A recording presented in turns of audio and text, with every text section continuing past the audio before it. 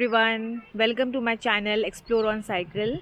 This is Sonal Agarwal, and today for the first time in my life I am doing this trip Uttarakhand exploration on my own. So yeah, it is actually 50 days trip, but it can be extended or it can be less also. So it's not a fixed itinerary, and the itinerary is completely flexible. So my journey started from Gurgaon. We carried our cycle in our car to Haldwani. We reached Haldwani by evening and I stayed with Abhishek's family, जिनके मैं बहुत प्यार से रही. Also, Haldwani peddlers welcomed us warmly and they came to meet us. We started our ride early morning at 5 o'clock and it was quite nice. From the beginning only there were a lot of climbs. मुझे एक रात पहले से ही काफ़ी anxiety और mixed feelings हो रही थी. इनफैक्ट मुझे एक रात में सपना भी आया था कि शायद मैं ये पूरा नहीं कर पाऊँगी, बट सुबह जब हमने स्टार्ट किया तब ये सारी फीलिंग्स जा चुकी थी. बट हाँ, एंजाइटी थी और विद इन 1 आवर एक्साइटमेंट तो बहुत ज़्यादा शुरू हो चुकी थी. रास्ता बहुत बहुत सुंदर था, पूरा ग्रीनरी था. हाँ, क्लाइंब्स तो ऑफ कोर्स थे, उसमें कोई डाउट नहीं है.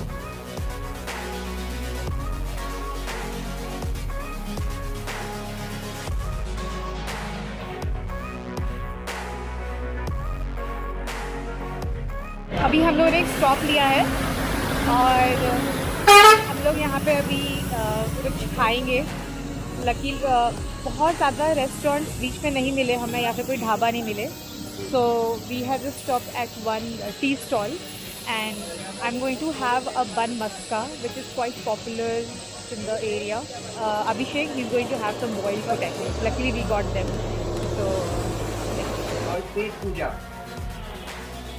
फिर काम पूजा.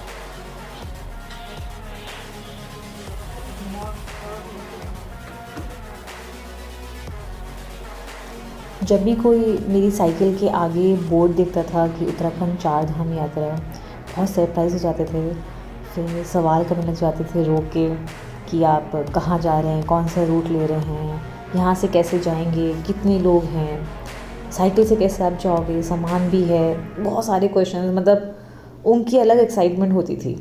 तो वो एक्साइटमेंट देख के तो मैं और भी ज़्यादा एक्साइटेड हो जाती थी आगे बढ़ने के लिए.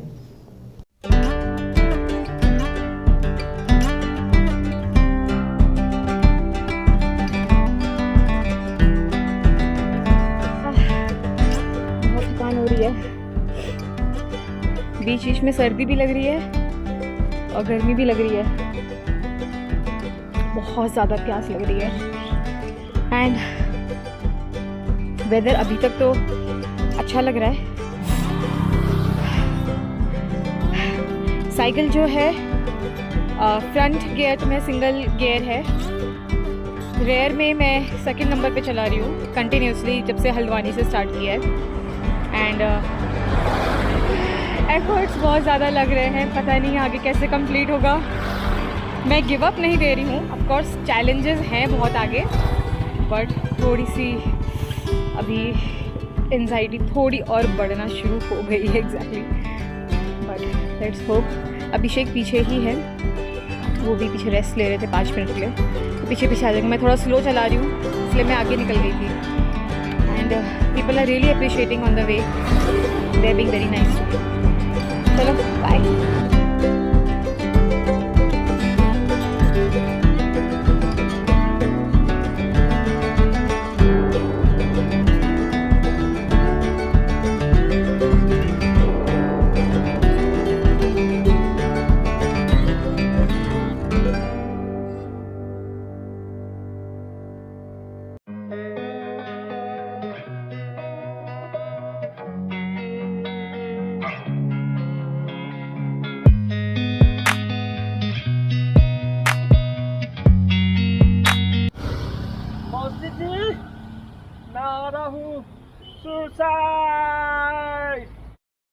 हर 500 मीटर में रुकना पड़ रहा है.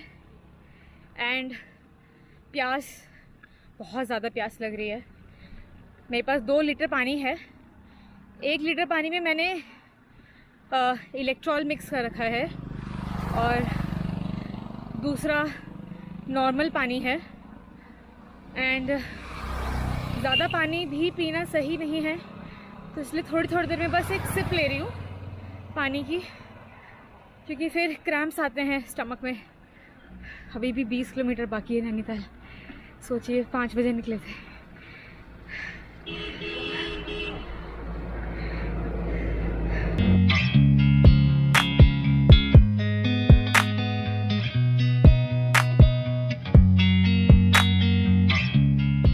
बीच में स्टॉल्स की कोई कमी नहीं है, जूस वगैरह अवेलेबल थी एंड फ्रेश वेजिटेबल्स हैं। हम लोगों ने एक टाइम गाजर और चुकंदर भी खाया, तो काफ़ी फ्रेश था।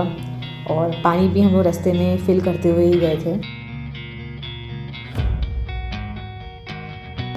रास्तों में कुछ बच्चों से मुलाकात हुई जो सिर्फ 14 से 15 साल के बच्चे थे, और वो देख के काफ़ी मोटिवेट हो रहे थे कि दीदी हम भी ये करेंगे कभी।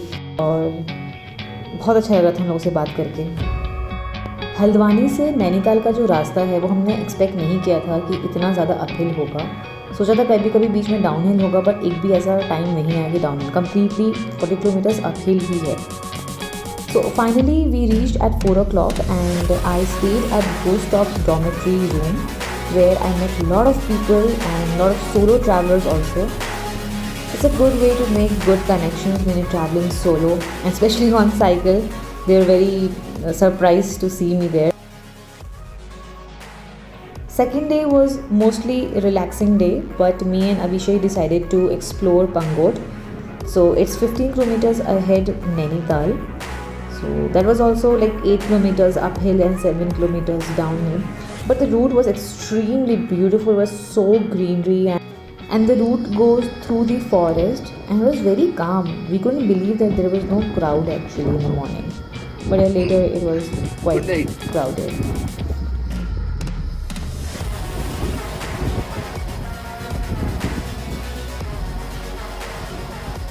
At the beautiful valley, we have decided to walk on these roads rather riding.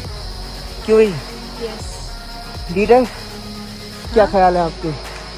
Leader साहिबा ये भी। हाँ, तो हमने सोचा है कि हम थोड़ी देर वॉक करते हैं। Slept very early that night. Had a tough ride the other day.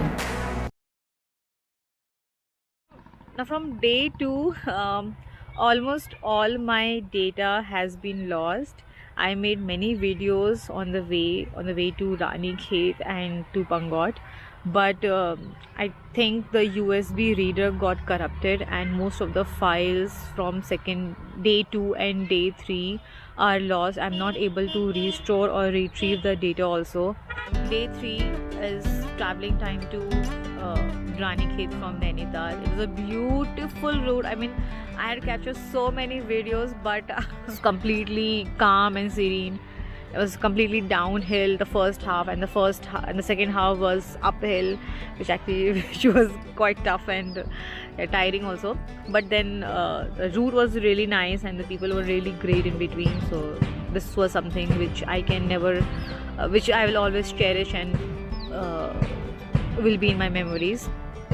So Ranikhet, I reached around 3 o'clock, and right now I'm in Ranikhet. Welcome to Ranikhet. तो रानीखेत में मुझे बहुत अच्छी जगह मिली है रहने के लिए। इसका नाम है शिव मंदिर धर्मशाला, और इसका पर रूम का प्राइस है 200 rupees only. So there are 2 beds in the room. 2 लोग भी शेयर कर सकते हैं और चाहें तो एक भी पर्सन यहाँ पे रह सकते हैं। तो बहुत ही अच्छा मुझे यहाँ पे मिला है धर्मशाला, और काफ़ी सेफ़ है, मार्केट एरिया में ही है। तो आप जब भी आएँ तो आप यहाँ पे रह सकते हैं। वॉशरूम कॉमन है सभी लोगों के लिए, और मंदिर भी है, शिव मंदिर है नीचे, काफ़ी पॉपुलर है। किसी से पूछोगे तो आपको ये रास्ता पता चल जाएगा। चलिए मैं आपको थोड़ा सा दिखा देती हूँ मंदिर का।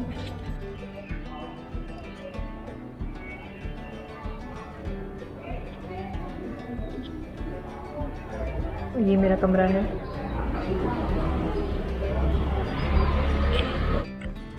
Good morning everyone, this is day 4, relaxing day at Ranikhet, and today I'll be visiting quite popular areas in Ranikhet like Rani Jheel, Ashiana Park and some temples. So it's 7:30 right now. I'm going to grab a cup of tea and some snacks. I have kept some fruits which I bought it yesterday.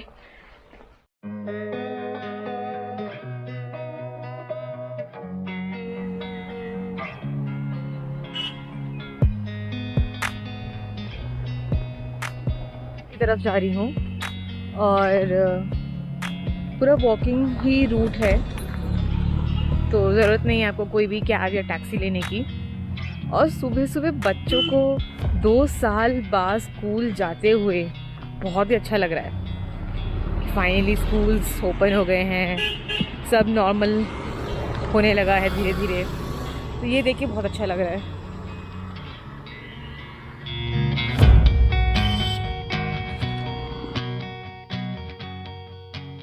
I'm sitting on top of the hill and this is the view which I'm getting it. And it's beautiful.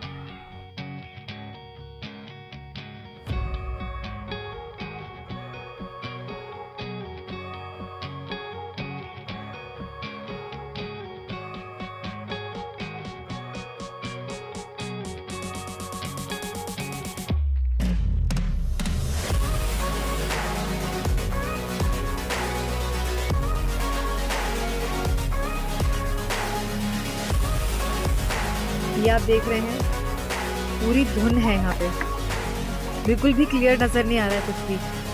कहते हैं यहाँ से कौसानी के mountains clearly नज़र आते हैं, but आज कौसानी के एक भी माउंटेन क्लियर नज़र नहीं आ रहे हैं, क्योंकि कल यहाँ पे जो भवाली से रानीखेत का जो रास्ता है वहाँ पे पहाड़ों में काफ़ी आग लगी थी।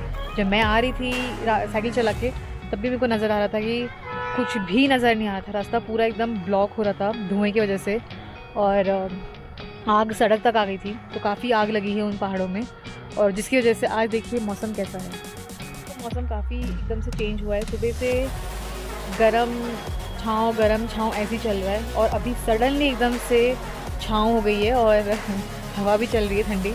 मैं बस रूम में जा रही हूँ और एक जैकेट पहन के फिर दोबारा बाहर निकलूँगी घूमने के लिए। उसके बाद तो फिर जल्दी आके वापस होना भी है।